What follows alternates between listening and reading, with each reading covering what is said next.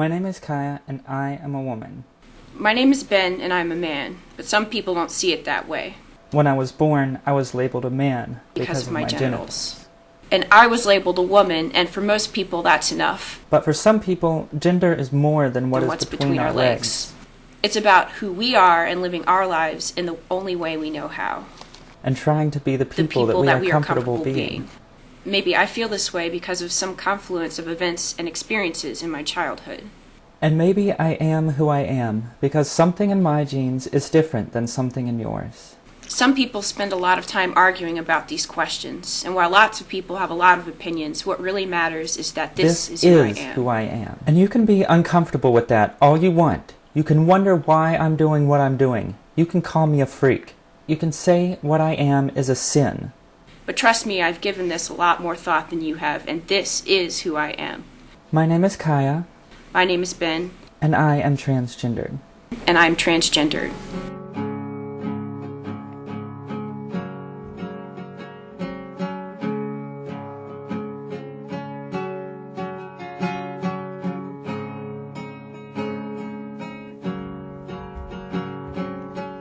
For me, it basically means that I feel that I was born in the wrong body. In terms of identity and how I feel most comfortable being perceived in the world, it comes a lot more naturally to be a woman. Medically speaking, that means that when I was in the womb, before the gene mutation takes place that turns us into male, if we're going to end up male, my mother's body produced an excess of estrogen, causing my cerebral cortex, before the change, to form as distinctively female. And later on the mutation came that of the Y chromosome, which makes me male. So medically speaking, there's also some reasoning behind it. Transgender is usually like an umbrella term for people who progress past gender norms, but specifically I'm a transsexual, a female-to-male transsexual, because my natal sex is female, but my identity is male. My earliest memory was 3 years old. It was Easter Sunday, and my sister was trying on Easter dresses, and I had to wear like a sports coat and slacks, and I had been trying on her dresses beforehand until my mother told me that I wasn't allowed to wear one of those to Easter Sunday, and I threw a temper tantrum and stomped around complaining that I couldn't understand why she got to wear the pretty dresses but I couldn't. The first exposure to coming to terms with being transgender would probably be in college. I had a friend in high school who was transgender, but I didn't really understand what that meant at the time.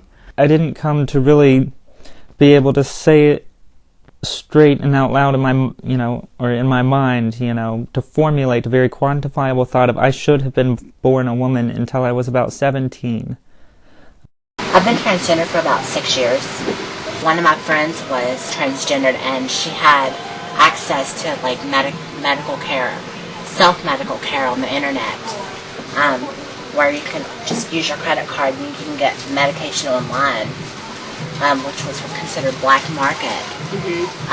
At first it was fine, but the aftermath of it was I had blood clots because I didn't have registered. It wasn't registered from a doctor. It wasn't prescribed, and I had a lot of complications from it. But after my second blood clot, I thought, well, maybe this isn't a good idea. So I actually thought about trying to go through an endocrinologist, and there wasn't one that was very hard to find here in Richmond. So luckily, by the time I considered medical care, there was a clinic that catered to transgender community where I can get medical care, professional, and obtain my hormones the right way. I found out about Fan Free Clinic through a pamphlet at MCV at the hospital when one of our friends was in the emergency room, and I found out that they had a transgender program. The goal of the clinic is to serve a population that's very marginalized and doesn't have proper health care. HIV testing, STD screening, and primary care health issues. The perk to the clinic to keep our clients coming back is that we're willing to do the hormone prescription therapy. Looking online and looking at their website, they don't really make it known that they have that available.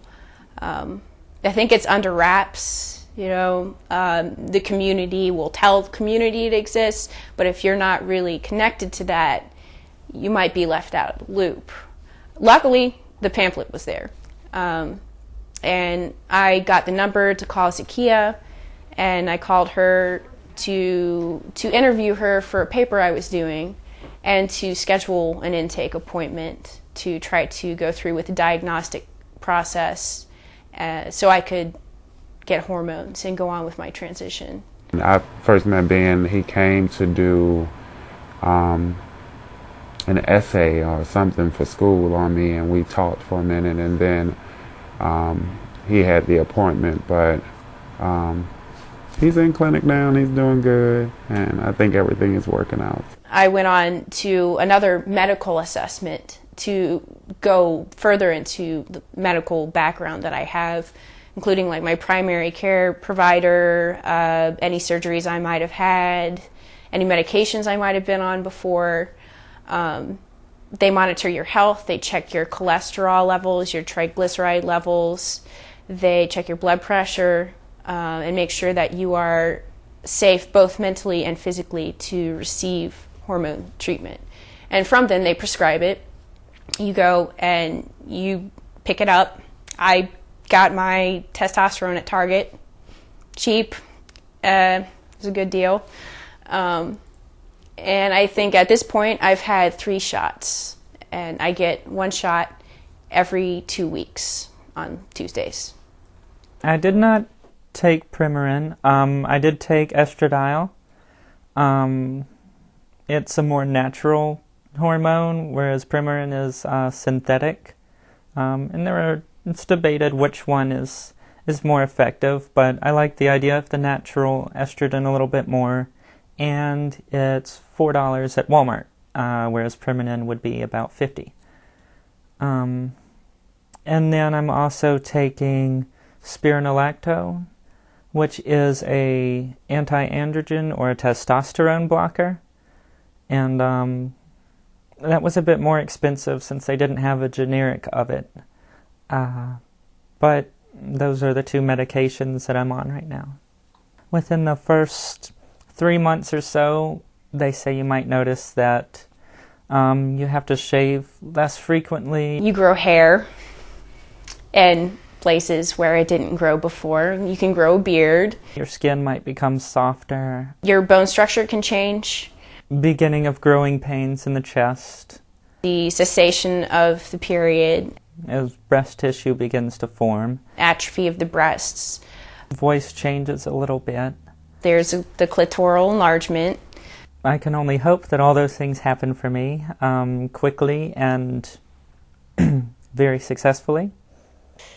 Clitoral enlargement from testosterone is basically the clitoris gets much larger than the actual size of the clitoris. Sometimes it can grow to the point of being a functional phallus. All the physical changes are permanent.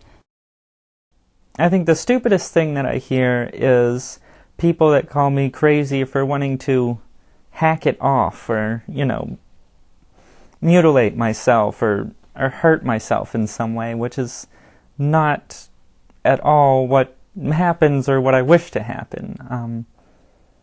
I don't feel like I'm losing any part of me, metaphorically or literally. It's more of a transformation.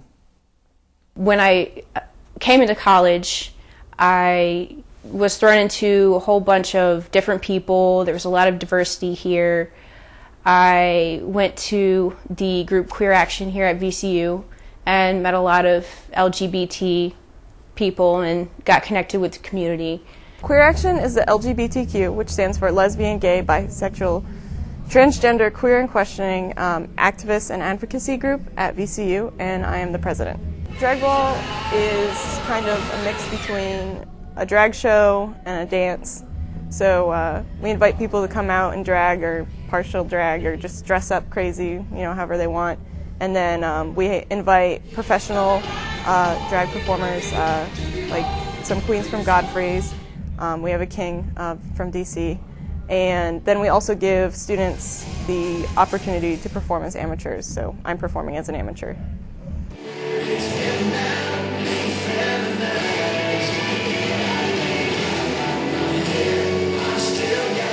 Did they not spike you guys as punch or something?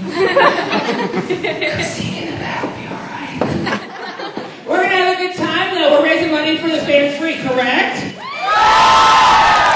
This is our 4th year doing this. We're going to do 5, I hope. Some would say that drag kings and queens are included in the trans community, but a lot of the times people who identify as transsexual or transitioning completely from one sex to the other, they don't want to be associated with drag queens and kings because they're kind of viewed as like, the outskirts of society, and they want to be seen as normal people who, are just trying to live their lives. People fail to realize that you have to be a really strong person to decide, hey, I want to change my sex and live my life in a different sex, and be able to do that openly and publicly and be proud of yourselves. The initial judgment people have on the surface is so just, superficial. They don't understand the depth of the conflict that a transgender person has to go through. And there's a lot of self-deprecating thoughts and a lot of hurt that a transgender person has to go through with an internal conflict. So when a person outside of that, with no comprehensive, understanding of it, has a judgment on you and how you live, it just seems shocking. End of the month, bills are due, it's tight. Maybe you should get a bigger spoon.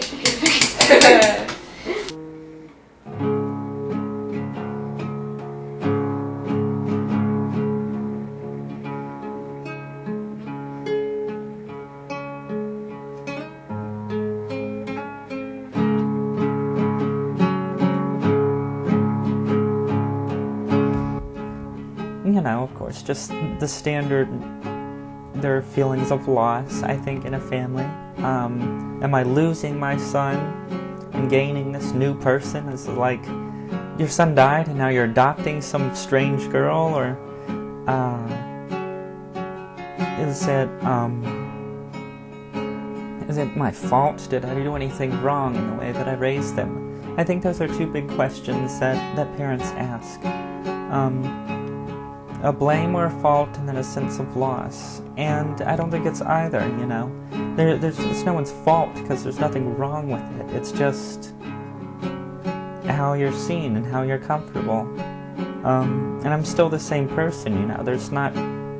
Just because I wish to physically become a woman, it doesn't cancel out my whole life.